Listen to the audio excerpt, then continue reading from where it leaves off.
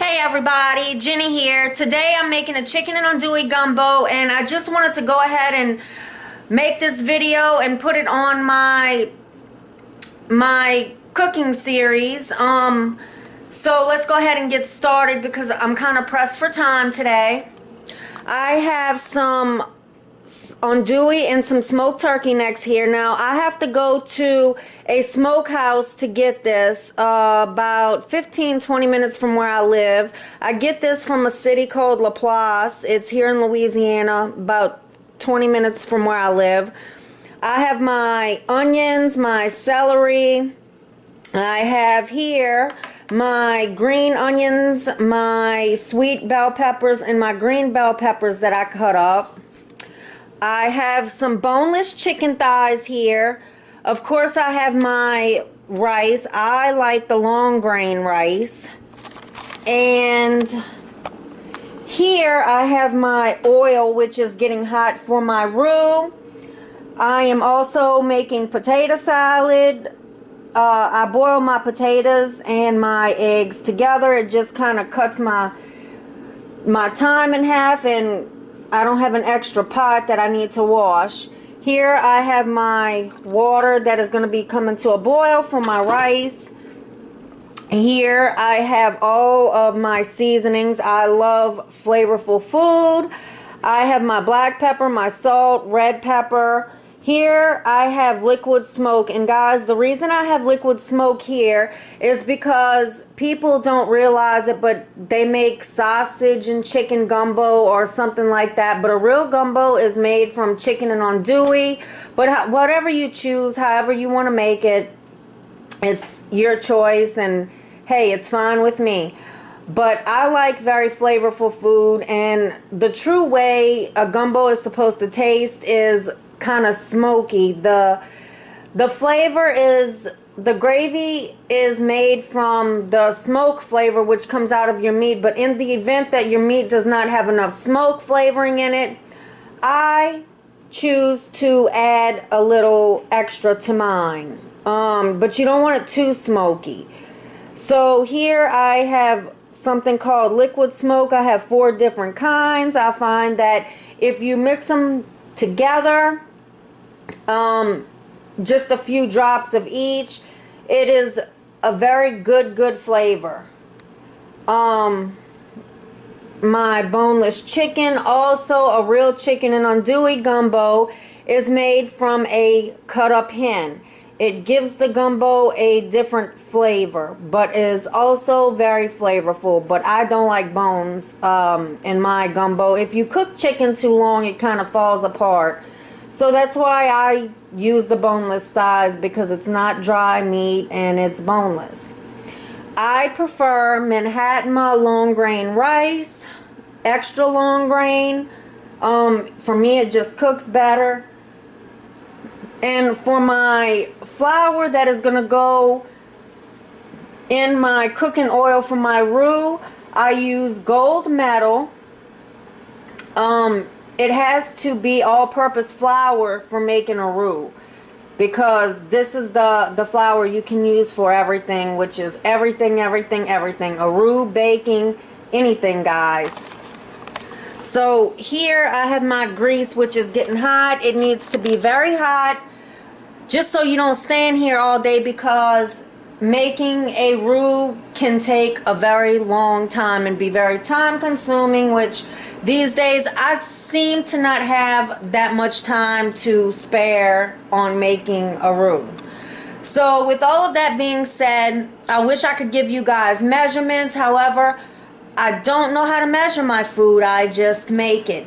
And this is a very big pot for me and my family, but also you can freeze this, and whenever you get hungry on days that you don't feel like cooking, you can always pull it out of the freezer. Alright guys, so let's get started. Alright guys, I went ahead and I put my flour in here. As you can see, because it was hot enough, it's starting to turn brown, and this is what you want. You want it brown. And now the longer you let your roux cook, the more flavorable it becomes.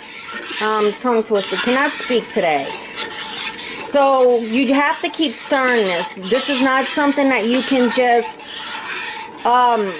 leave it to cook. It has to be stirred over and over. You cannot stop because a roux burns very easy. Also, this roux is very, very hot, so you have to be careful that it doesn't splatter on you. I think it's probably like the next hottest thing to lava or something. Because it's very hot and it sticks to your skin, so you might want to keep your kids out of the kitchen while you're making this. I like my roux very dark. It's getting very, very beautiful and brown.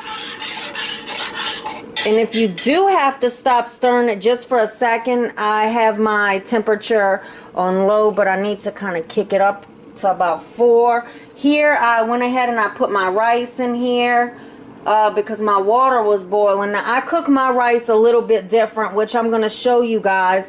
This is going to boil and it's going to cook, and I'm going to go ahead and drain it when it's done. So I'll be showing you guys that in a second. Right now, we have to get this roux done. It's getting very brown fast, so that's a good thing. Because like I said, I don't have a whole lot of time to spend on a roux. Some days I'm here for, it feels like forever, stirring this roux. Alright everybody, this is my roux now. And as you can see, I'm sorry, bad focus on camera. As you can see, it's getting very beautiful and very dark. So this is what you need, is for your roux to get really, really dark. Also, guys, I didn't say this when I was talking about my rice. I went ahead and stirred it because if you don't stir it, it will stick together and you don't want that. So you want to go ahead and stir it about a minute after you put it in, and randomly stir it so it doesn't stick together. My potatoes and my eggs are boiling now, and just going ahead, and I'm going to keep stirring my roux because like I said, the longer you cook it, the more flavorful it becomes. But here in a minute, which I'm going to let you see, I'm going to go ahead and I'm going to add my chicken. And I'm going to stir that in. You have to be careful when you're adding your chicken because, again, this is very hot. And you don't want it to splatter on you because it will burn you.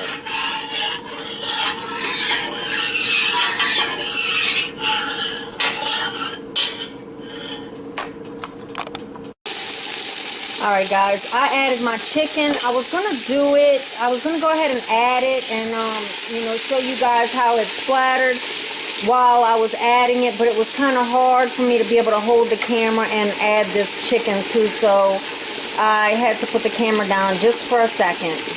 And my lens is fogging up. So, alright, this is my chicken that I have added. Sorry guys, this is kind of hard.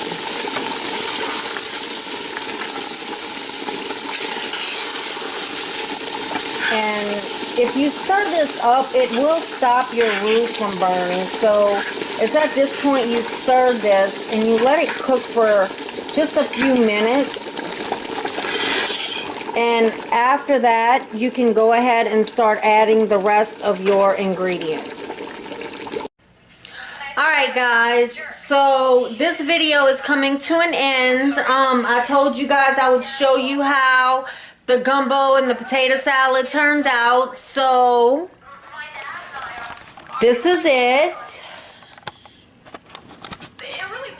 This is the gumbo and the chicken and the meat, the andouille. I do not have turkey necks in here because I do not eat them. I don't know why, I just don't. But I use them for the smoke flavor in my gumbo. And This is the potato salad. And gumbo and potato salad, guys, it goes hand in hand. So I just want to say that I am sorry for any bad lighting in this video. I will get better with these videos. I'm still trying to figure some things out. It has been a very long time since I uploaded, and I do apologize for that for those of you who are subscribed to my channel. But just be patient and my videos will get better and I will upload more. So thank you so much, guys, for watching. I enjoyed doing this video. If you like, please subscribe and like this video. Thank you so much, guys. I will see you next time. Bye. Alright, everybody. My rice is done. My gumbo is almost done. And I'm going to go ahead and show you that.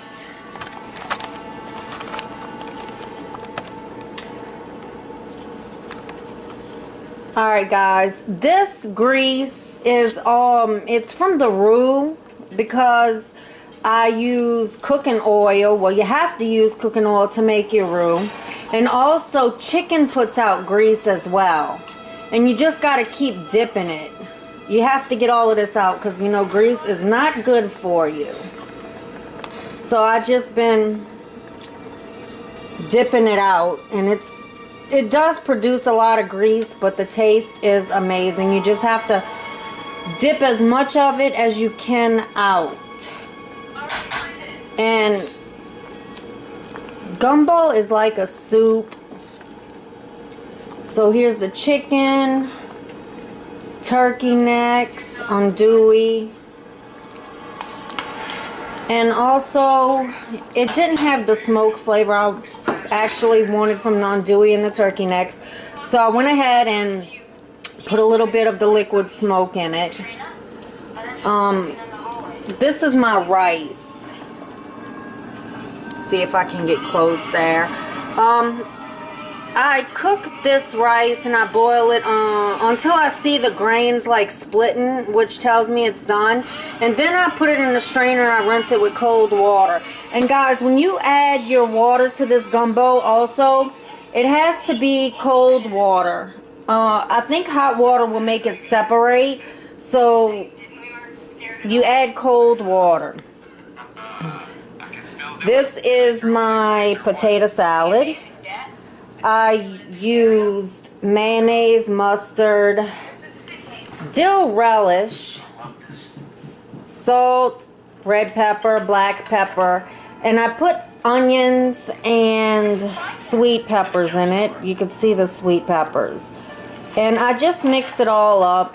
Again, everything, guys, is to your taste, so you just keep tasting it, and if you like salt, if you like pepper, then you just keep adding it. And this is how I do my food. I keep taste testing it because some people can't eat salt, some people don't like a lot of salt, some people don't like a lot of pepper.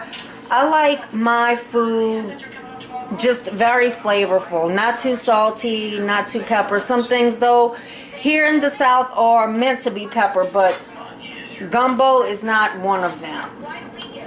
So I'm just gonna finish cooking this and I will let you guys see when it is done how it is supposed to look like as a dish. Alright, guys, so I went ahead and added my turkey necks, my andouille, and the andouille is big, so I cut it in half so you can maybe fit it on a spoon. I normally don't do that, but I did this time. I added all of my seasonings, my celery, my onions, my green onions, bell peppers, and sweet peppers. And I stirred it in, so I have this kind of cooking a little bit. And again, stirring the rice. As you can see, it's starting to plump up. I don't know if you guys can see that. And I do apologize, everybody, for like the bad camera angles and stuff like that. But I just wanted to show you guys how gumbo should be made. At least this is how we make gumbo here in New Orleans.